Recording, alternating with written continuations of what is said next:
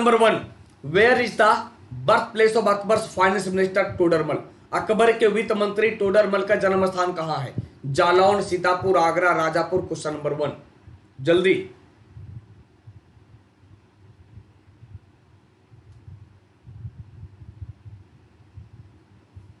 Question number 1 क्या होगा? अकबर के वित्त मंत्री टोडरमल का जन्म स्थान कहां है? जालौन, सीतापुर, आगरा, राजापुर। जल्दी।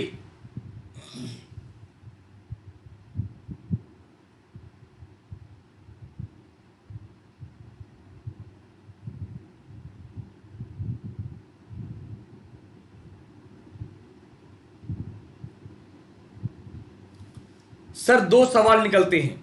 पहला, अकबर का वित्त मंत्री कौन है? टोडरमल, जिसका जन्म कहां हुआ था? सीतापुर में हुआ था। यानी सोचो, अकबर के वित्त मंत्री टोडरमल का जन्म कहां होता है? सीतापुर में। अब जरा कमेंट बॉक्स में बताना कि अकबर के पहले ये किसका वित्त मंत्री था, या किसके दरबार में? वित्त मंत्री ना कहें तो किसके दरबार में था? ये किसके दरबार में था? जल्दी। वित्त मंत्री टोडरमल अकबर के पहले किसके दरबार में था? देखिए कितने लोगों को पता है ये। इनमें से कौन सी समिति ने भारतीय संविधान में मौलिक कर्तव्यों की सिफारिश की थी? वर्मा कमेटी, सरकारिया समिति, बलवंत राय मेहता समिति, यशवंत सिंह समिति। क्वेश्चन नंबर 2, जल्दी। क्वेश्चन नंबर 2, आराधना पटेल का जवाब आ गया शेरशाह सूरी। मनु कुमार सिंह शेरशाह सूरी, बहुत बढ़िया। वीरेंद्र पटेल शेरशाह सूरी, बहुत सही। यानी शेरशाह समय के देखने को मिलता है, वो शेरशाह के समय में देखने को मिलते हैं, शेरशाह के प्रशासन में देखने को मिलते हैं। बहुत बड़े नवीन, अरविंद, शिवानी, क्या बात है। तो सर किस समिति के सिफारिश पर मौलिक कर्तव्य को शामिल किया गया? सरदार स्वर्ण सिंह कमेटी के सिफारिश पर। अगर बलवंत राय मेहता समिति की बात करें तो आपको याद है ये पंचायत व्यवस्था, पंचायती राज व्यवस्था। और सरकारिया कमेटी की बात करेंगे, सरकारिया समिति की बात करेंगे तो आपको पता होना चाहिए ये केंद्र राज्य संबंध से संबंधित है, केंद्र राज्य संबंध से संबंधित है सरकारिया समिति। कौन? सरकारिया समिति। नोएडा का what is the full form of Noida? Noida का पूर्ण रूप क्या है बताइए?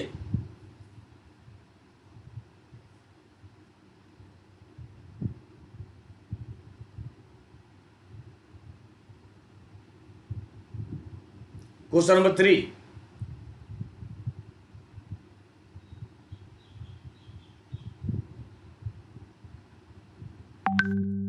भाई एक चीज समझ लो, मैं आपकी नॉलेज की दाद देता हूं, लेकिन 36 से 51 ना ये डीपीएसपी है, मौलिक कर्तव्य नहीं।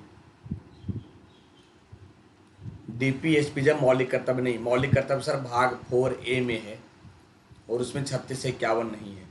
ठीक है, अच्छी बात है, आप जानते हो, लेकिन उसे अपडेट कर लीजिए बच्चे। तो क्या होगा? नोएडा का पूर्ण रूप क्या है? नीव ओखला औद्योगिक विकास प्राधिकरण, नीव ओखला इंडस्ट्रियल डेवलपमेंट अथॉरिटी। भारतीय संविधान के अनुच्छेद जिसमें नीति निर्देशक सिद्धांतों का उल्लेख है, बताइए?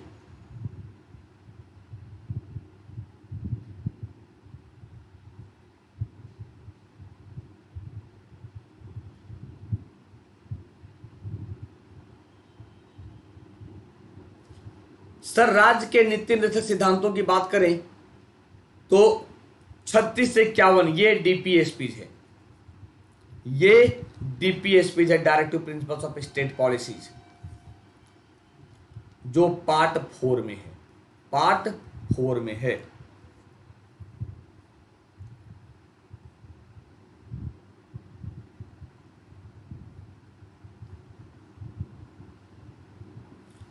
विच of the following is in crackers? निम्नलिखित में से किसका प्रयोग पटाखे में होता है? मेटल्स, सेमी मेटल्स, मेटलवाइड्स या all of the above? Question number next, जल्दी।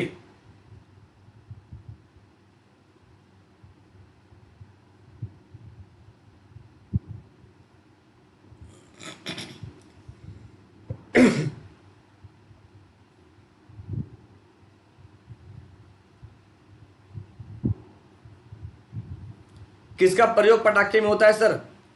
मेटल्स का। आपको याद होगा क्या स्ट्रोंटियम पटाखों में लाल रंग प्रदान करता है, लाल रंग प्रदान करता है। तो किसे हम यूज करते हैं? धातु का यूज करते हैं। किसे यूज करते हैं? धातु का यूज करेंगे। देख लो ये, ठीक है। दीपक वर्मा जी आधे घंटे में कहां से कराएं बताओ? आधे घंटे में या तो थ्योरी पढ़ो या तो क्वेश्चन पढ़ो। थ्योरी पढ़ाते आपको मजा नहीं आता है तो लास्ट में मुझे क्वेश्चन पढ़ाना पड़ता है। किससे ईस्ट इंडिया कंपनी की वाणिज्यिक गतिविधियां अंततः समाप्त हो गई? Which of the following were commercial activities of the East India Company finally put out to an end? बताओ क्या होगा।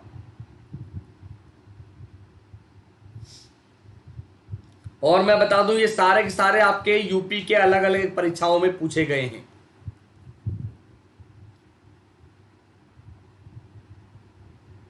तिवारी जी आप लास्ट में ना आप मुझे मैसेज करना, मैं आपको गाइड कर दूंगा, ठीक है, कि कौन सा कोर्स आपके लिए अच्छा होगा।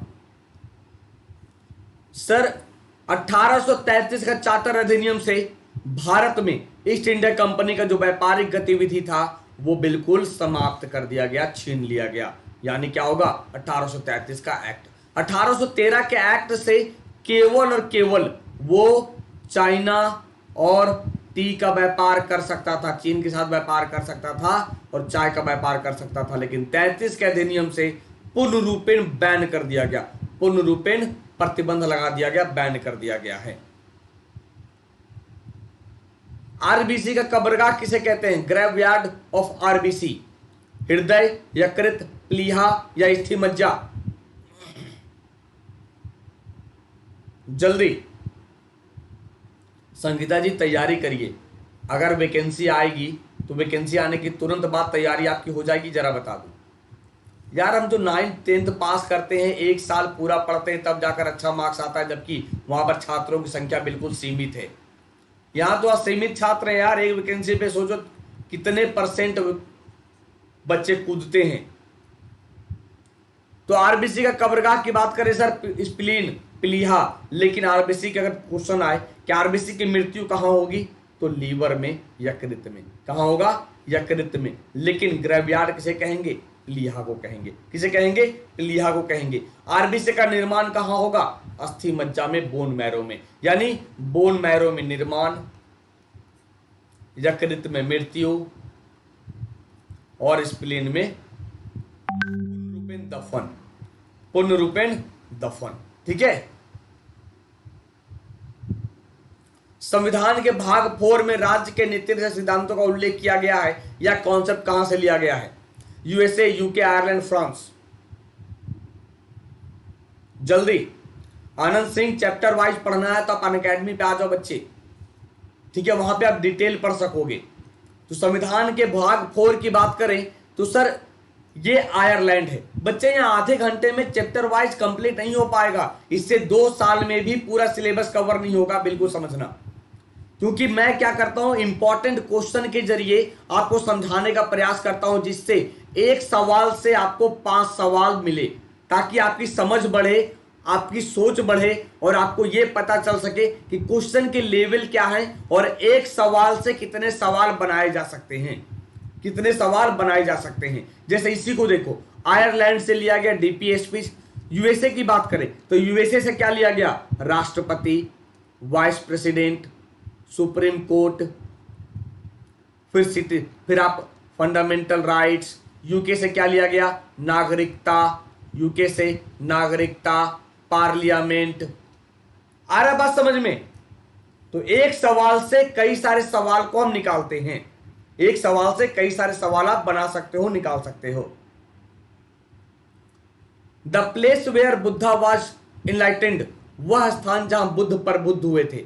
कुंडग्राम, सारनाथ, गया या लुम्बिनी?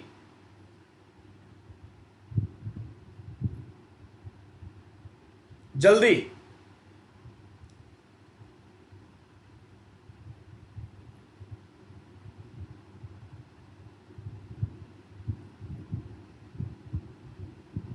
हाँ संगीता जी, मेरी फ्री क्लास चलते हैं रात के 10 बजे अनअकैडमी पे, ठीक है। तो वह स्थान जहां बुद्ध प्रबुद्ध हुए थे, यानी बुद्ध को ज्ञान की प्राप्ति हुई थी। ज्ञान की प्राप्ति हुई थी। देख रहे हो कैसे कैसे वर्ड जोड़ा है। अब देखो यही है कि सर कॉन्सेप्ट क्लियर नहीं है, तुक्का लगाओगे, कोई लुम्बिनी लगाएगा, कोई सारनाथ लगाएगा। बुद्ध प्रबुद्ध इनलाइटेंड यानी ज्ञान की प्राप्ति, तो बोध गया में ज्ञान की प्राप्ति, लुम्बिनी में जन्म और सारनाथ में पहला उपदेश, सारनाथ में पहला उपदेश। इसलिए कहते हैं कि कॉन्सेप्ट आपको बनाना पड़ेगा, कॉन्सेप्ट आपको बनाना पड़ेगा। गया यानी बोध गया में इनको ज्ञान की प्राप्ति होती है। किस नदी के किनारे? निरंजना नदी, निरंजना नदी के किनारे। ईंधन में कौन सा पदार्थ मौजूद होता है? Which substance is present in fuel? Copper, लोहा, ऑक्सीजन, कार्बन। जल्दी।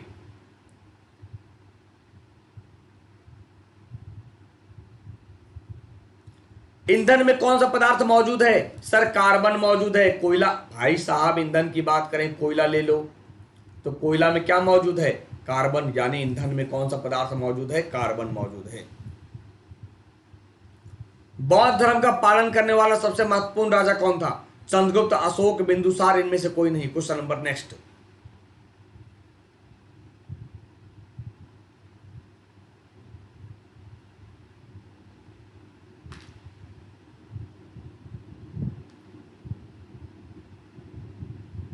मुकेश गौतम, वेट करना बच्चे, मैं अंतिम में बता दूंगा जरूर कि फी कितनी है, परेशान होने की जरूरत कहीं ना है, तुम केवल समझ लो अभी।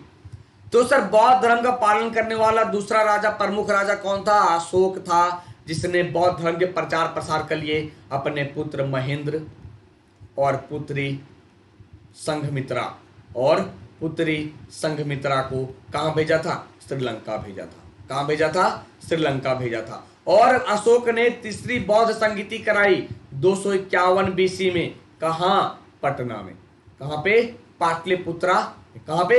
पाटलिपुत्रा, जिसे आज हम पटना कहते हैं। पाटलिपुत्रा जिसे आज हम पटना कहते हैं। उत्तर प्रदेश में कुल कितने विधानसभा सीटें हैं? How many total legislative assembly seat in Uttar Pradesh? और इसी फॉर्मेट में इस बार इलाहाबाद आरओ का जो पेपर हुआ था, यूपी इलाहाबाद हाईकोर्ट का जो पेपर हुआ था आरओ का, यही फॉर्मेट में ऑप्शन दिया गया था। इसी फॉर्मेट में ऑप्शन दिया गया था। बताइए क्या होगा जल्दी।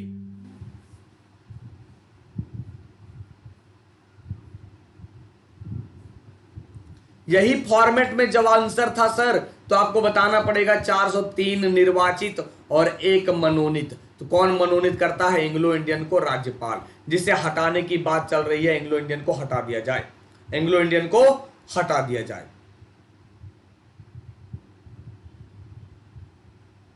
ठीक है। यूपी के पहले मुस्लिम गवर्नर कौन थे? बताइए क्या होगा। Who was the first Muslim governor of UP? अब तक आप पढ़ते थे उत्तर प्रदेश के पहले महिला, उत्तर प्रदेश की पहली महिला गवर्नर, पहली महिला मुख्यमंत्री। उत्तर प्रदेश के पहले मुस्लिम गवर्नर कौन थे? जल्दी।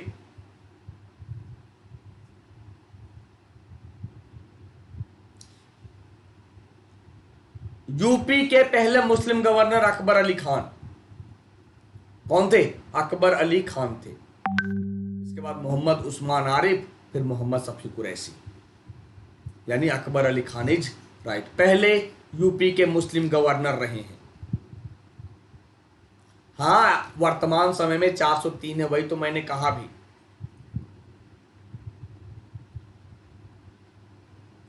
उत्तर प्रदेश में कितने संसदीय सीट हैं? How many parliamentary seats in Uttar प्रदेश?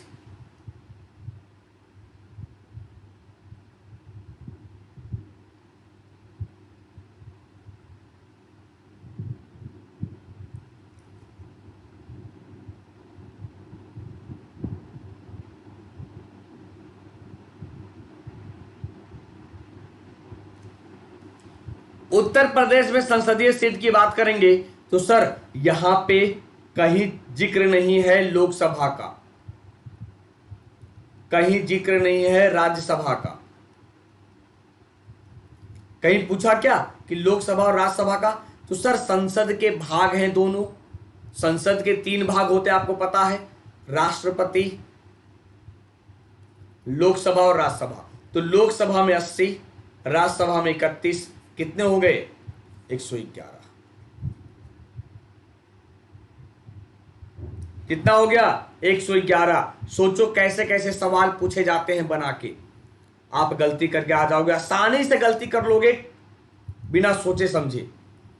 नोएडा को किस वर्ष स्थापित किया गया था? In which of the following years was Noida setup?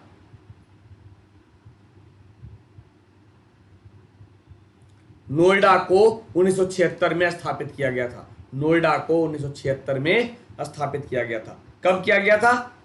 1976 में स्थापित किया गया था। ठीक है। उत्तर प्रदेश में कितने जनपद हैं? संगीता जी, एंग्लो इंडियन मतलब क्या है कि एंग्लो इंडियन में 19 आजादी के पहले जितने अंग्रेज भारत में रहे हैं या उनमें से जो पुरुष हैं, मेल हैं, एक इंडियन होना जरूरी है, मेल या फीमेल, और वर्तमान समय में ये भारत में ही रह गए हैं, उन्हीं को हम एंग्लो इंडियन कहते हैं, आंग्ल भारतीय कहते हैं। तो उत्तर प्रदेश में कुल जनपद की संख्या 75 है। कितने? 75 हैं, बिल्कुल याद रखना। कितने हैं? 75 है। राज्य की कुल सिंचाई में नहर सिंचाई का प्रतिशत कितना है? What is the percentage of canal irrigation to the total irrigation in the state? जल्दी।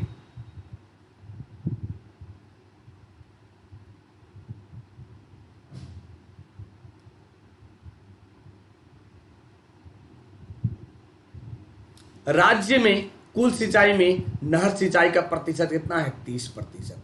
कितना प्रतिशत है? 30% नहर से सिंचाई होती है यूपी में।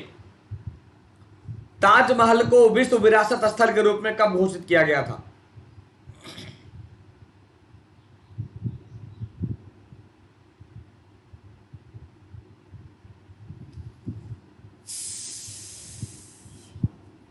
ताजमहल को विश्व विरासत स्थल के रूप में कब घोषित किया? बिल्कुल आसान सवाल, 1983 में। कब? 1983 में।